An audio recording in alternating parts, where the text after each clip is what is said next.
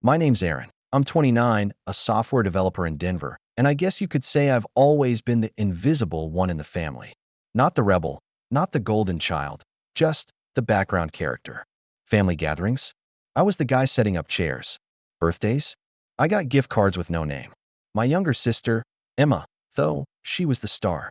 Daddy's princess, mom's pride, and the one my grandparents called our little angel. Even when she crashed a car at 17, and somehow I got blamed for not raising her better. Yeah, that kind of family.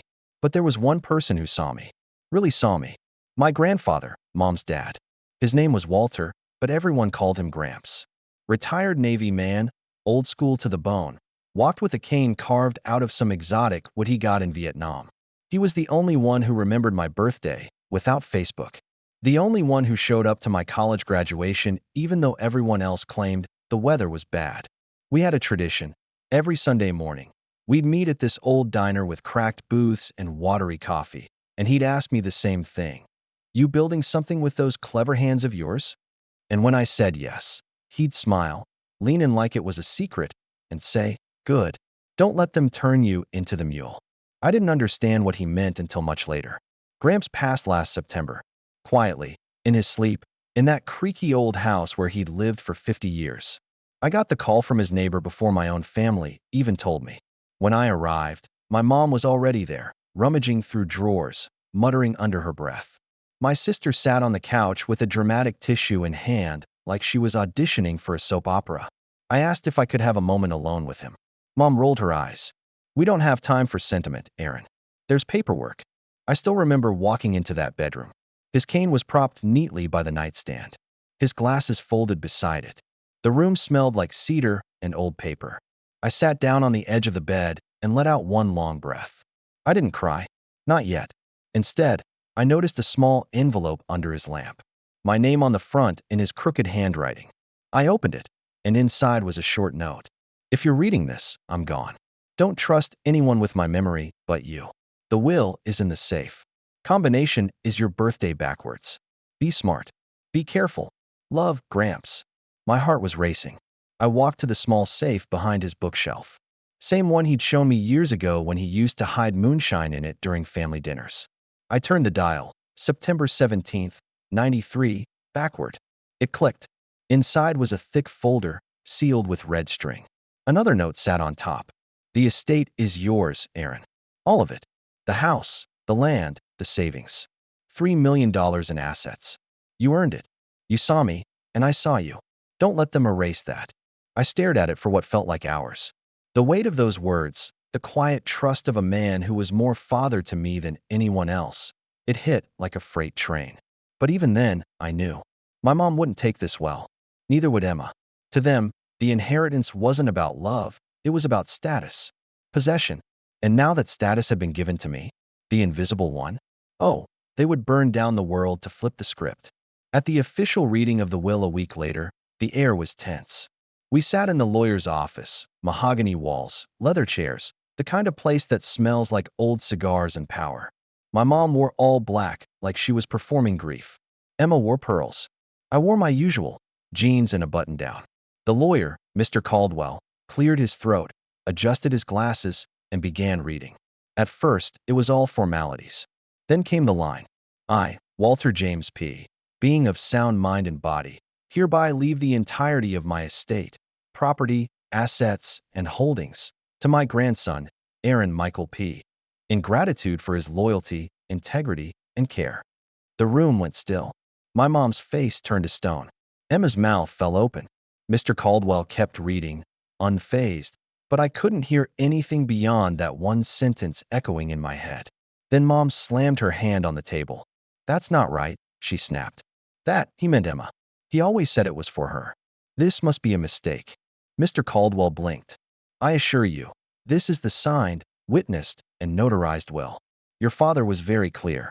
My mom turned to me with a slow, venomous smile. Aaron, sweetheart, you're not actually going to take this from your sister, are you? You don't need this. Emma has plans. She has dreams. Don't be selfish. Emma chimed in. It's not fair, Aaron. You know he was probably confused at the end. You should do the right thing. I didn't say a word. Just stood up, folded the will, and walked out. That night, I stayed at Gramps' house. My house now, I guess. I was still reeling, not just from the inheritance, but from how fast the mask came off my family's faces. No mourning, no kindness, just entitlement and fury. Around midnight, I heard the back door creak open. I froze. Footsteps. Whispers. I peeked from the hallway. My mother and sister were inside, rummaging through drawers. Mom was holding something, a lighter. "What are you doing?" I asked, stepping into the room.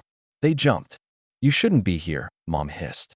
"I live here now," I replied, voice steady. That's when Emma shoved me backward into the couch. Mom grabbed the folder I'd tucked into the drawer. "This is what matters," she sneered.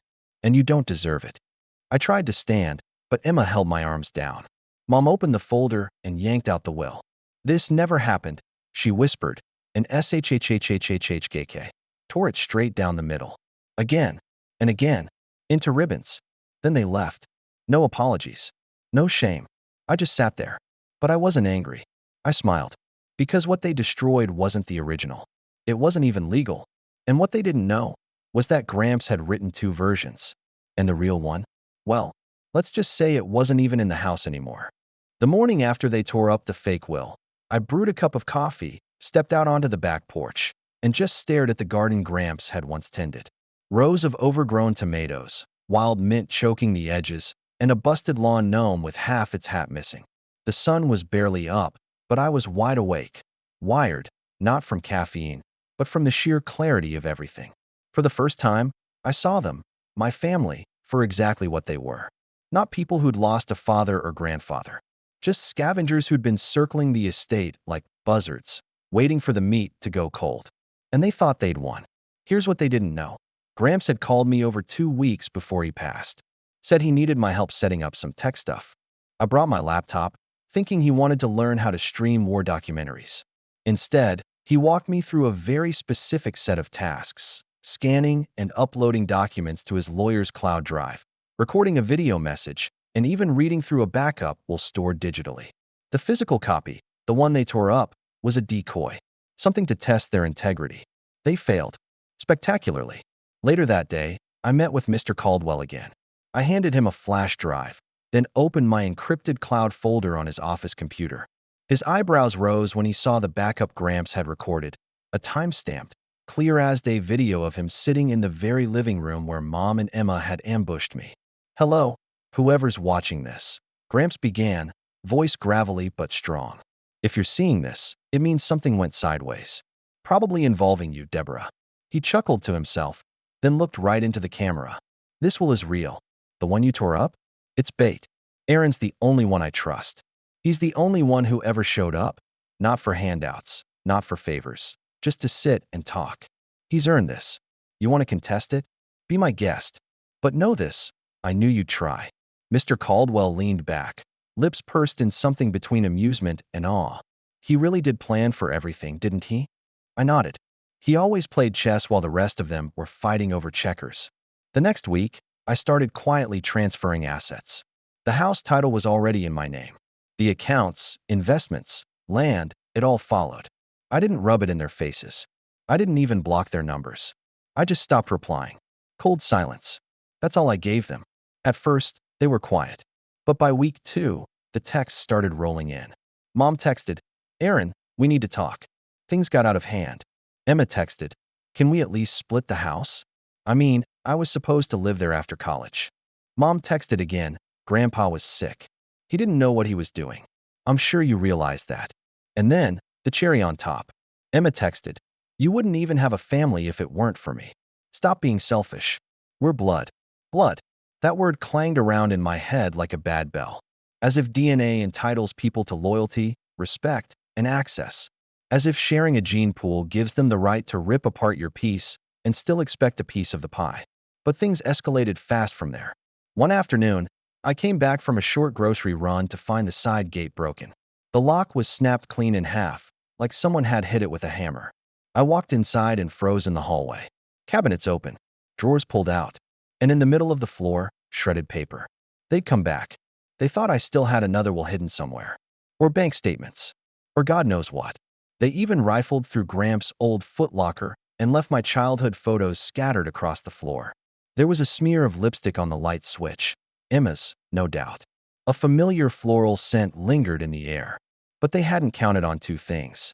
First, I'd already moved everything valuable, paperwork, jewelry, anything of worth, into a safe deposit box at the bank, under a trust account Gramps had set up with my name as sole beneficiary. Second, I had cameras installed. High-res, night vision, audio. I watched the footage that night. My mother, pacing in the kitchen like she owned it. Emma, opening every drawer with manic energy, muttering things like, "Where is it? Where is it? He has to have another one somewhere." And then, my mother turned to the camera, looked directly into it, and smiled. "I brought you into this world, Aaron," she whispered, "and I'll take everything back. Just watch me." That was the moment I felt something inside me harden. Not just anger, resolve. A quiet click of finality, like a steel door slamming shut. They didn't see me as family. They saw me as an obstacle to their wealth. And now, they'd escalated things from manipulation to outright breaking and entering. I filed the footage and sent copies to my lawyer. He reviewed the footage, took statements, and drafted a notice. The police would be next. But before I made any official moves, I decided on one last step. A gesture. I mailed each of them a copy of Gramps' video will. Not the whole estate file. Just the part where he looked into the camera and said, "If you betray Aaron, know this. He's smarter than you think, and you're not nearly as untouchable as you pretend." Inside each envelope, I also included a note of my own. "This is your legacy. You chose it. I didn't." 3 days passed. Then came the knock at my door. Not police. Not lawyers. Them. Mom. Emma. And, of all people, Uncle Craig, another leech I hadn't seen in a decade, suddenly very interested in mediating things. I didn't open the door. Just watched them through the glass. They rang the bell. Knocked again. Mom shouted, "Aaron, we just want to talk." Emma added, "You're tearing this family apart." I turned off the porch light, walked into the kitchen, and turned up the stereo. Let them stand in the cold. But what I did next, that's when things really started to unravel. I let them knock for 5 more minutes before they finally gave up. Watching them storm off my porch was satisfying. Not joyful, not triumphant, just clarifying. It was the first time I truly saw them outside the roles I'd assigned them growing up. My mom wasn't a misguided parent. Emma wasn't a spoiled brat. Uncle Craig wasn't just some out-of-touch relative.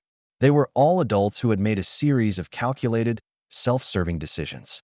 And now that those decisions had real consequences, they wanted to talk. No apology, no remorse, just control dressed up as concern.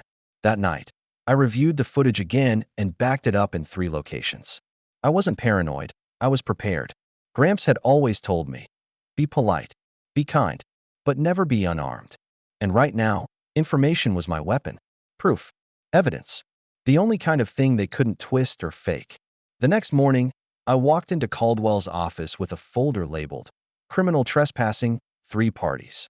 He skimmed through it quietly, pausing at a still shot of my mom smiling directly into the camera mid-break-in. "Well," he said, tapping the folder with one finger, "we can press charges today if you want." I hesitated. It wasn't that I felt conflicted. I didn't know them mercy. But part of me wondered, what if this escalates things?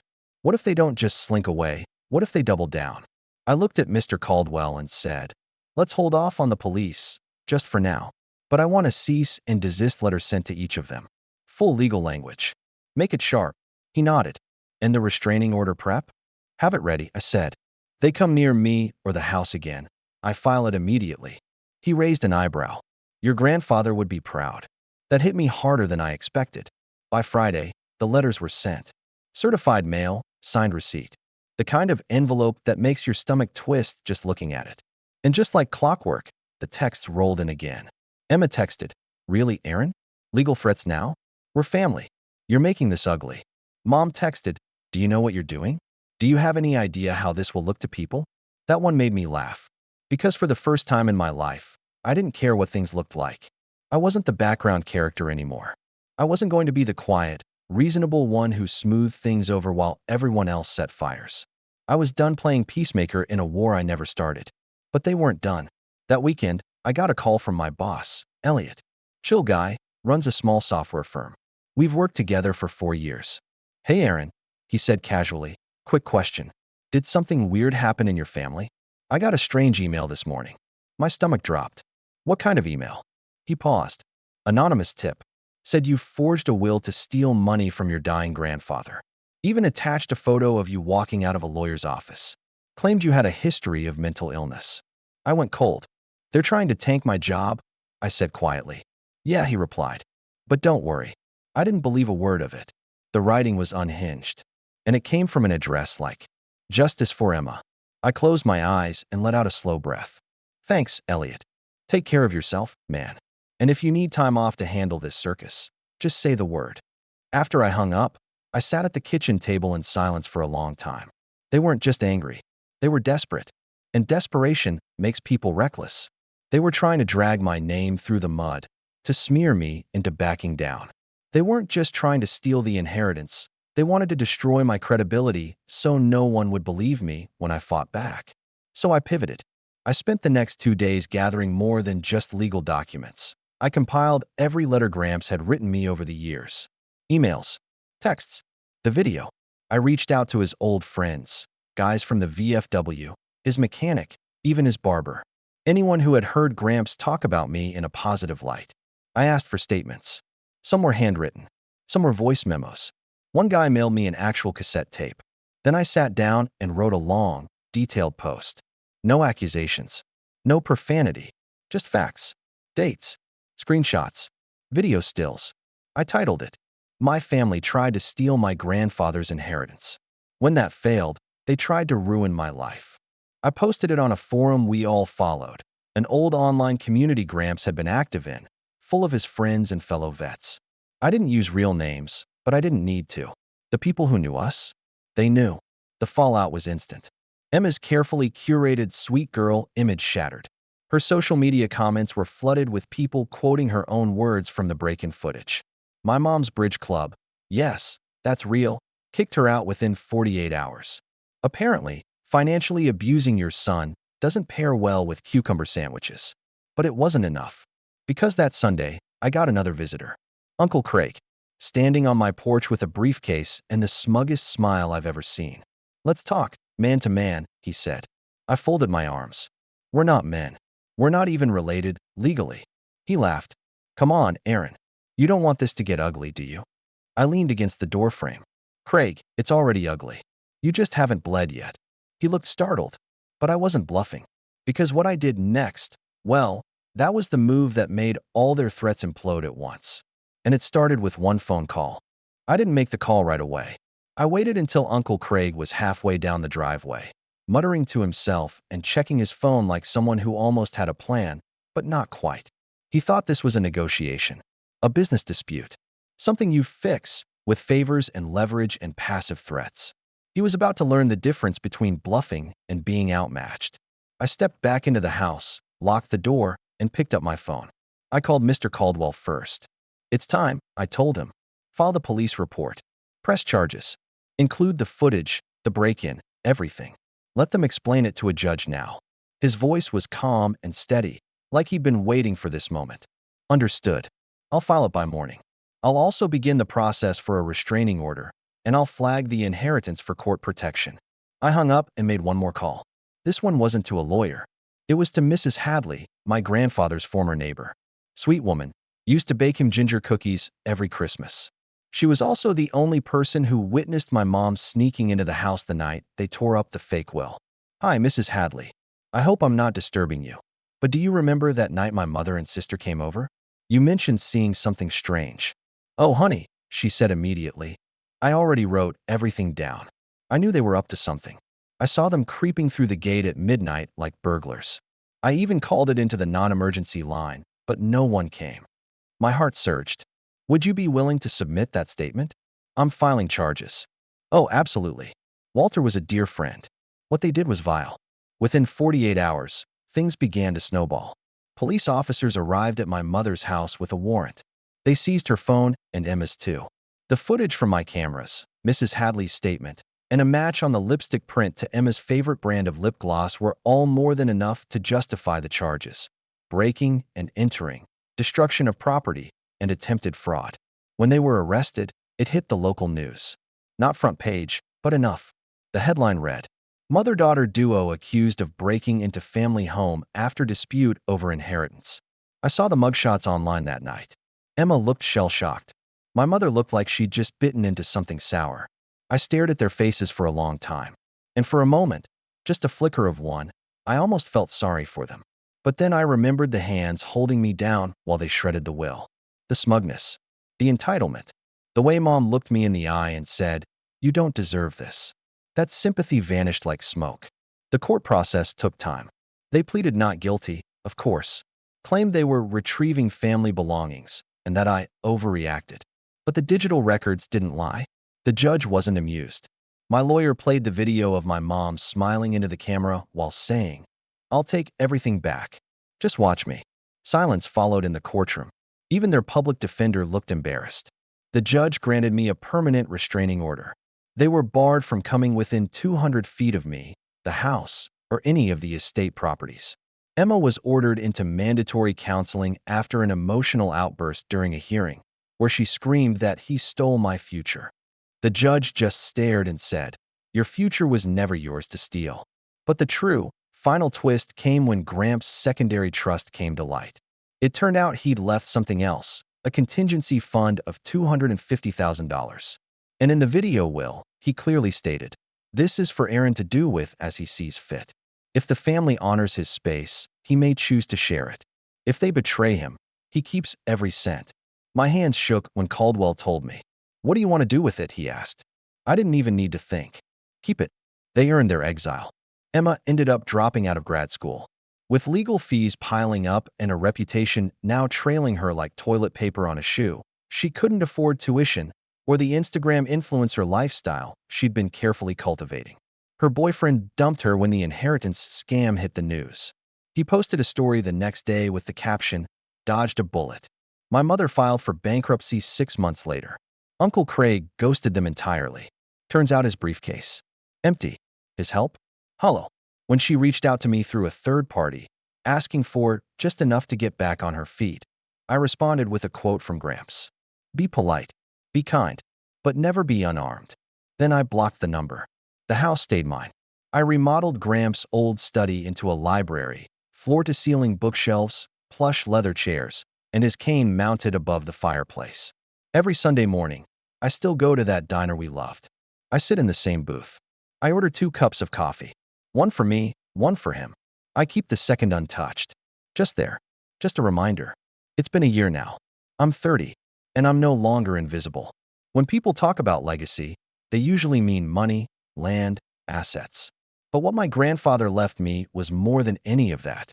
He left me clarity. He left me the courage to cut ties that were slowly strangling me. And he left me the tools to defend myself when the people who claimed to love me turned into wolves. So if you're reading this and you're the quiet one, the overlooked one, the mule pulling the weight for everyone else, let me tell you something. You are not obligated to stay loyal to people who see you as a wallet, a tool, or a stepping stone. You're allowed to protect your peace. You're allowed to walk away. And sometimes, the best revenge is living the life they said you didn't deserve. I'm living it now, and I'm not looking back. Let me know your thoughts in the comments below.